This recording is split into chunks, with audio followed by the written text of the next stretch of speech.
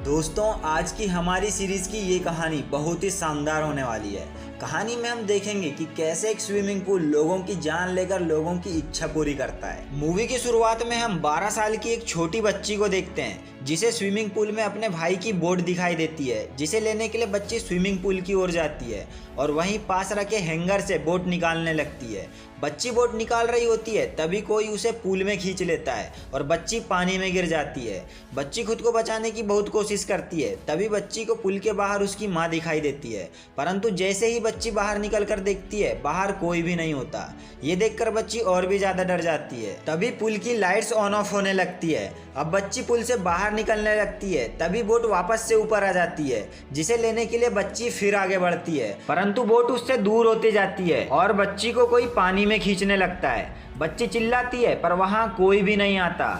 अब scene shift होता है और हम एक फैमिली को देखते हैं जिसमें 4 लोग रे, यू और उसके 2 बच्चे ईसी और एलियंट रहते हैं। रे एक अच्छा बेसबॉल प्लेयर है। रे ने कई ट्रॉफियां भी जीती है, परंतु रे की तबीयत कुछ दिनों से खराब चल रही होती है, इसलिए डॉक्टर ने रे को खेलने से मना कर रखा है। अब हम देखते हैं कि ये लोग एक नए घर की तलाश कर रहे होते हैं। तभी ब्रोकर इन्हें एक घर दिखाती है। ये लोग घर देखते हैं, परंतु इन्हें ये घर कुछ खास पसंद नहीं आता। ये लोग यहाँ से निकल जाते हैं। तभी इन्हें रास्ते में एक घर दिखाई देता है। रे अपनी वाइफ यू से बोलता है कि हमें ये घर देखना चाहिए। अब रे की बीवी ब्रोकर को ये घर दिखाने के लिए बोलती है। ब्रोकर इन्हें ये घर दिखाने के लिए लाती है। रे की वाइफ यू बताती है कि उसकी यहीं पास में किसी स्कूल में जॉब लगी है और उसे ये घर पसंद भी है, तो शायद ये घर उनके लिए सही रहेगा। अब हम रे को देखते हैं जो इस घर के स्विमिंग पूल के पास आकर खड़ा होता है। तभी रे की वाइफ उसके पास आती है और उससे बोलती है कि तुम यहाँ पर क्या कर रहे हो। रे बोलता है कि उसे स्विमिंग बहुत पसंद है, वह बचपन में छुपकर स्विमिंग किया करता था। अब रे को भी यह घर पसंद आता है। अब ये लोग यहाँ से जाने लगते हैं। तभी रे को पानी में एक बॉल दिखाई देती है, जिसे पकड़ने के लिए रे आगे झुकता है, परंतु रे का पैर स्लिप हो जाता है, जिससे रे पुल में गिर जाता है। रे बड़ी ही मुश्किल से पानी से निकलता है। तभी बाकी के लोग यहाँ आ जाते हैं और रे को संभालते हैं। इसके बाद हम हॉस्पिटल का सीन देखते हैं, जहाँ रे की डॉक्टर रे का चेकअप करती है और बताती है कि रे की हालत खराब होती जा रही है। डॉक्टर रे से वाटर थेरेपी करने के लिए बोलती है। अब ये लोग हॉस्पिटल से निकल जाते हैं। तभी रे यू से बोलता है कि हमें वह दूसरा वाला घर ले लेना चाहिए, इससे बच्चों को खेलने के लिए जगह भी मिल जाएगी और वह जो स्विमिंग पूल है उसमें मैं वाटर थेरेपी कर लूंगा। रे की वाइफ मान जाती है और ये लोग अपने नए घर में शिफ्ट होने लगते हैं। ये लोग अपने साथ एक टॉम कैट को भी लेकर आते हैं, जिसका नाम साइडर होता है। यू बच्चों को छोड़ने के लिए स्कूल आती है। यहाँ पर ईसी की मुलाकात एक लड़के से होती है जो ईसी को एक स्विमिंग क्लास के बारे में बताता है और उसे वहाँ आने के लिए बोलता है। अब हम देखते हैं कि ये लोग अपने नए घर में स्विमिंग पूल की साफ सफाई कर रहे हैं। रे कचरा निकालने के लिए ड्रेन में हाथ डालता है, तभी रे का हाथ कट जाता है और रे के हाथ से खून आने लगता है और ड्रेन से गंदा पानी भी आने लगता है। इसलिए ये लोग पूल वाटर टेस्टिंग के लिए यहाँ पर किसी को बुलाते हैं। ये लोग बताते हैं कि पुल काफी दिनों से बंद था, शायद इसीलिए ऐसा हुआ होगा। नेक्स्ट वीक तक उनका पुल सेट हो जाएगा, ये बोलकर ये लोग यहाँ से निकल जाते हैं। अब इनका स्विमिंग पूल बनकर तैयार है। ये लोग पुल में स्विमिंग करने के लिए आते हैं और पुल में गेम खेलने लगते हैं। ये लोग मस्त स्विमिंग पूल के मजे लेते हैं और यहाँ से निकल जाते हैं। अब रात हो जाती है और हम यू को देखते हैं जो कि पुल में स्विमिंग कर रही थी। तभी वहाँ टॉम कैट आ जाता है और चिल्लाने लगता है। यू उसे इग्नोर कर देती है और स्विमिंग करने लगती है। तभी उसे पुल के बाहर रे दिखाई देता है और ये देखकर यू पुल के बाहर निकलती है और देखती है कि पुल के बाहर तो कोई भी नहीं है। ये देखकर यू थोड़ी घबरा जाती है। तभी पुल की लाइट्स ऑन ऑफ होने लगती हैं और यू पुल के बाहर आ जाती है। यू रे के पास आती है और उससे पूछती है कि क्या तुम कुछ देर पहले पुल के पास आए थे। रे उससे मना कर देता है और बताता है कि वह तो यहीं पर है और मैच देखते देखते उसकी नींद लग गई थी। तभी यू रे से बोलती है कि हमें पुल की सेफ्टी के लिए पुल कवर लाना चाहिए और हमें लाइट्स भी चेक करानी चाहिए। अब सुबह होती है और हम देखते हैं कि ये लोग साइडर को ढूंढ रहे हैं। ये लोग साइडर को हर जगह देखते हैं, परंतु साइडर इन्हें कहीं भी दिखाई नहीं देता। तभी रे को पुल में साइडर के गले का पट्टा दिखाई देता है। रे पट्टे को पुल से निकालता है और अपने साथ लेकर आता है। तभी रे अपने जख्म से पट्टी हटाकर देखता है तो देखता है कि उसका घाव पूरी तरह भर गया है, मानो जैसे उसे कुछ हुआ ही ना हो। अब ये लोग पुल में सेफ्टी कवर लगाने लगते हैं। अब रात हो जाती है और ये लोग सो जाते हैं। तभी यू देखती कि रे पुल में स्विमिंग कर रहा है। दूसरे दिन हम देखते हैं कि ये लोग रे का चेकअप कराने के लिए हॉस्पिटल आते हैं, जहां उनकी डॉक्टर रे की रिपोर्ट देखकर बताती है कि उसने किसी पेशेंट को इतना जल्दी रिकवर होते हुए आज तक नहीं देखा। जिससे रे बोलता है कि उसने हेल्दी डाइट लेना शुरू कर दिया है और उसने अपने खुद के स्विमिंग पूल में वाटर थेरेपी भी करना शुरू कर दिया है। इस वजह से उसमें इतना जल्दी इम्प्रूवमेंट आ रहा है और ये लोग अब अपने घर आ जाते हैं। एक दिन रे का लड़का एलियट रे के पास आता है और उसे स्विमिंग पूल में कॉइन गेम खेलने के लिए चलने के लिए बोलता है। रे एली से एक सिक्का मांगता है और उस पर मार्क लगा देता है और उससे बोलता है कि तुम इस कॉइन को पूल में फेंक दो और मैं आकर इसे ढूंढ लूंगा। और फिर एली यहाँ से निकल जाता है और स्विमिंग पूल में जाता है और एक टॉय पर ये सिक्का चिपका देता है और पूल के अंदर चला जाता है। तभी एली को पानी में एक कॉइन गिरता हुआ दिखाई देता है, जिससे उसे लगता है कि शायद उसके डैड यहाँ आ गए हैं, इसलिए वह बाहर निकल कर देखता है, परंतु वहाँ कोई भी नहीं होता। एली को लगता है शायद उसका ये भ्रम होगा और एली फिर से स्विमिंग करने लगता है। तभी उसे पुल में बहुत सारे कॉइन गिरते हुए दिखाई देने लगते हैं। एली उन्हें पकड़ने के लिए आगे बढ़ता जाता है। तभी एली को पुल के बाहर किसी लड़की की परछाई दिखती है। एली को लगता है कि शायद उसकी बहन वहां आई है। वह पुल से बाहर निकलता है, परंतु इस बार भी बाहर कोई नहीं होता। एली को लगता है उसकी बहन ईसी शायद उसके साथ मजाक कर रही है, इसीलिए एली फिर से स्विमिंग करने लगता है। अब एली को किसी लड़की की आवाज सुनाई देने लगती है, जो एली से बोलती है कि प्लीज मुझे बचा लो, मुझे मेरी मॉम के पास जाना है। और फिर एली आगे बढ़ता है और उससे पूछता है कि कौन हो तुम। वह लड़की अपना नाम रेबेका बताती है और लड़की बोलती कि उसका टॉय उसके पास है और एली अपना टॉय लेने के लिए हाथ आगे डालता है और अपना टॉय निकाल लेता है। तभी उसे कोई खींचने लगता है और एली खुद को बचाते हुए पुल से बाहर निकलता है।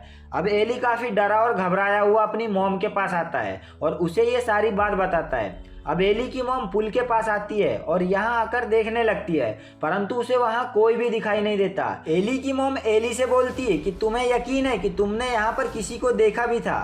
तभी एली बताता है कि उसने अपना नाम रिबेका बताई थी और वह अपनी मॉम को ढूंढ रही है। अब ईव रे के पास आती है और ये सारी बातें बताती है।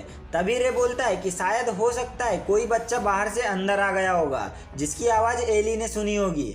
रे यू से बोलता है कि तुम्हें याद है बचपन में एली एक छिपकली से बात किया करता था और वह उसके मर जाने के बाद भी उससे बात किया करता था। तभी यू बोलती कि तब वह मात्र 5 साल का था और अभी वह बड़ा हो गया है। ये लोग इस बात को यहीं पर खत्म करते हैं और रे बोलता है कि आज मैं उसे बेसबॉल प्रैक्टिस के लिए लेकर जाऊंगा और मैं उसकी दूसरे बच्चों से दोस्ती करवा दूंगा। और रे यू को भी साथ चलने के लिए बोलता है। अब ये लोग बेसबॉल प्रैक्टिस के लिए निकल जाते हैं, जहाँ रे बाकी बच्चों को शॉट खेलना सिखाता है। तभी रे का फ्रेंड रे से बोलता है कि क्या तुम ट्राई करना चाहोगे। रे मान जाता है और बैट अपने हाथ में पकड़ लेता है, परंतु रे बैट घुमाता है और नीचे गिर जाता है। अब रे फिर से बॉल डालने के लिए बोलता है। अब रे के पास एक एनर्जी आ जाती है, जिससे रे बॉल को इतनी जोर से मारता है कि बॉल सीधा स्टेडियम की लाइट पर जाकर लगती है। एक दिन हम देखते हैं कि रे और यू कहीं बाहर जा रहे होते हैं। अब घर में मात्र दोनों बच्चे ही हैं। ईसी एली से बोलती है कि उसका बॉयफ्रेंड घर आने वाला है और ये बात वह उसकी मॉम को ना बताए। तभी ईसी का बॉयफ्रेंड रोनिन वहां आ जाता है और दोनों पुल में स्विमिंग करने के लिए निकल जाते हैं और पुल में गेम खेलने लगते हैं। तभी ईसी का बॉयफ्रेंड पुल से बाहर चला जाता है। अब ईसी स्विमिंग पूल में अकेली होती है। ईसी को पुल में कोई दिखाई देता है, जिसे पकड़ने के लिए ईसी आगे आती है, परंतु जैसे ही उसे पकड़ने जाती है वह वहां से गायब हो जाता है। अब ईसी काफी घबरा जाती है और अपने बॉयफ्रेंड को आवाज लगाने लगती है, परंतु वह वहां नहीं आता। ईसी को लगता है कि शायद रोनिन उसके साथ मजाक कर रहा है, इसलिए ईसी स्विमिंग करने लगती है। तभी कोई उसका पैर पकड़ लेता है और उसे खींचने लगता है। ईसी डरते और घबराते हुए पुल से बाहर निकलती है और रोनिन से पूछती है कि क्या तुम अभी कुछ देर पहले पुल में थे। वह बोलता है कि नहीं, वह अभी अभी पुल में आया था। वह बोलती है कि किसी ने उसका पैर पकड़ रखा था। रोनिन बोलता है कि हो सकता है तुम्हारा पैर पुल क्लीनर में फंस गया होगा। ईसी को लगता है शायद हो सकता है। तभी ईसी का भाई एली ईसी को आवाज लगाकर बोलता है कि मॉम डैड घर आ गए हैं और फिर ईसी अपने बॉयफ्रेंड को यहाँ से भेज देती है। ईसी का भाई एली ईसी के पास आता है और उससे बोलता है कि कल रात पानी में तुम्हारे साथ जरूर कुछ हुआ था। उसने खिड़की से देखा था कि तुम पुल से डरी और घबराई हुई निकली थी। ईसी बोलती कि उसे पुल में कुछ भी नहीं दिखा था, उसका पैर पुल क्लीनर में फंस गया था। और ईसी बोलती कि यहाँ आने के बाद सब अच्छा होने लगा है, डैड की तबीयत भी सही होने लगी है। मैं नहीं चाहती कि मेरी गलतफहमी की की वजह से हमें ये घर भी बदलना पड़े। अब एक दिन ये लोग अपने घर में पार्टी रखते हैं जिसमें ये लोग अपने कुछ दोस्तों को बुलाते हैं। सभी लोग पार्टी एंजॉय करने लगते हैं। तभी एक बच्चा रे के पास आता है और उसे वह बॉल देता है और उस पर रे के ऑटोग्राफ मांगता है और बोलता है कि ये वही बॉल है जिसे उसने स्टेडियम में मारी थी। रे बच्चे से बोलता है कि क्या तुम मेरे साथ पुल में चलोगे, और फिर ये दोनों पुल में आ जाते हैं और कंपटीशन करने लगते हैं। रे बच्चे को अपने कंधे पर बिठा लेता है और ये लोग गेम खेलने लगते हैं। तभी हम देखते हैं कि बच्चा रे को नीचे उतारने के लिए बोलता है, मगर रे बच्चे को इतनी जोर से पकड़ता है कि बच्चा चाहकर भी उससे छूट नहीं पाता।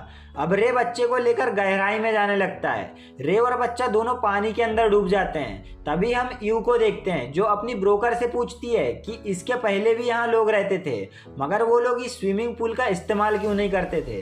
तभी ब्रोकर बताती है कि शायद उन्हें स्विमिंग करना पसंद नहीं रहा होगा। परंतु यू ब्रोकर से बोलती है कि तुम मुझे सच बता सकती हो, वैसे भी इस घर की हमारी डील डन हो चुकी है। तभी ब्रोकर बताती कि यहाँ पर कुछ साल पहले एक हादसा हुआ था जिसमें एक छोटी बच्ची पुल में डूबकर मर गई थी। तभी यू बोलती कि क्या उस छोटी बच्ची का नाम रिवेका था। ब्रोकर बोलती कि हाँ, पर तुम्हें ये सब कैसे पता। इधर हम देखते हैं कि रे के अंदर कोई बुरा साया आ गया है और वह रे को और बच्चे को पुल की गहराई में खींच रहा है। एली अपने कैमरे से पुल की रिकॉर्डिंग कर रहा था। वह अपनी मॉम के पास आता है और उससे बोलता है कि मॉम बाहर स्विमिंग पूल में चलो। तभी ये लोग पुल के पास आते हैं। तभी रे का फ्रेंड भी यहाँ आ जाता है और बच्चे को बचाने के लिए पुल में कूद जाता है और बच्चे को लेकर बाहर आता है और ये लोग रे को भी पानी से बाहर निकालते हैं। तभी ये लोग रे से पूछते हैं कि आखिर पुल में ऐसा क्या हुआ था कि उसने बच्चे को इतने जोर से पकड़ रखा था। परंतु रे कुछ भी नहीं बताता और पार्टी समाप्त हो जाती है और सारे लोग यहाँ से चले जाते हैं। अब यू रे के पास आती है और उससे बोलती है कि हमें ये घर खाली कर देना चाहिए,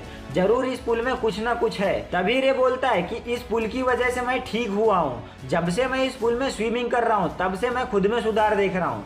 तभी यू बोलती है कि इसी पुल की वजह से तुम आज मरते मरते बचे हो। और अब ये लोग गाड़ी स्टार्ट करके जाने लगते हैं। तभी रे की तबीयत बिगड़ने लगती है। रे को अपने बेडरूम में लाया जाता है। तभी रे यू से बोलता है कि मुझे एक बार स्विमिंग पूल में जाना है, बस एक बार, और अजीब अजीब बातें करने लगता है। तभी यू बाहर आती है और पुल से पानी खाली करने लगती है। अब यू उस लड़की रिबेका के बारे में सर्च करती है और ब्रोकर को कॉल करती है और रिबेका की मॉम का एड्रेस पूछती है और गाड़ी लेकर निकल जाती है। वह उस सुनसान घर के सामने आती है जहाँ रिबेका की मॉम रहती है।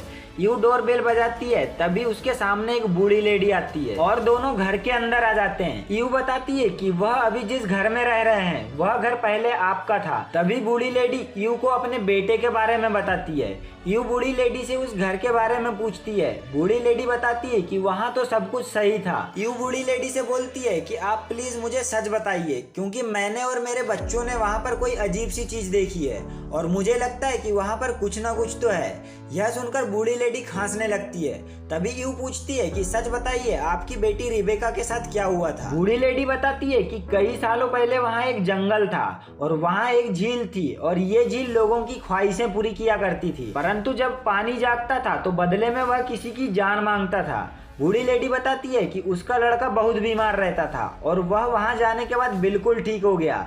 यहाँ हमें पता चलता है कि अपने बेटे को बचाने के लिए ये बूढ़ी लेडी ने अपने बेटी को उस पुल के हवाले कर दिया था। बूढ़ी लेडी समझाती है कि यदि तुम अपने पति को ठीक करना चाहती हो तो तुम्हारे बच्चों को इसके लिए कुर्बानी देनी होगी। यू बूढ़ी लेडी से बोलती है कि आप प्लीज हमारी मदद करो। तभी वह देखती है कि बूढ़ी लेडी के नाक से खून आने लगा है और उसकी हरकतें भी बदलने लगी है। ये सब देखकर यू घबरा जाती है और वहां से निकल जाती है। अब हम घर का सीन देखते हैं जहां हम देखते हैं कि रे नहा रहा होता है। तभी उसके अंदर कोई बुरा साया आ जाता है जिससे रे अजीब अजीब हरकतें करने लगता है। अब हम घर में बच्चों को देखते हैं। तभी एली को साइडर की आवाज सुनाई देती है और एली टॉर्च लेकर साइडर को ढूंढने के लिए निकल जाता है और तभी वह स्विमिंग पूल के पास जा पहुंचता है। उसे साइडर की परछाई दिखाई देती है। वह आगे बढ़ता है और जैसे ही साइडर को देखने के लिए आगे बढ़ता है वह नीचे गिर जाता है और तभी पुल का कवर ढकने लगता है। एली की बहन उसे देख लेती है और वहां आ जाती है और कवर को फोल्ड करने लगती है, परंतु वह उसे रोक नहीं पाती और तभी इसकी मॉम यहाँ आ जाती है और अब दोनों मिलकर उसे बंद करने लगते हैं। तभी यू ईसी से किसी को मदद के लिए बुलाने के लिए बोलती है। ईसी यहाँ से निकल जाती है और अपने डैड को बुलाने लगती है। अब एली की मॉम पूल में कूद जाती है और एली को ढूंढने लगती है, परंतु एली उसे कहीं भी दिखाई नहीं देता। इसलिए वह पुल से बाहर निकलती है और पास ही रखे पाइप को बांध लेती है और पाइप पकड़कर फिर से नीचे चली जाती है।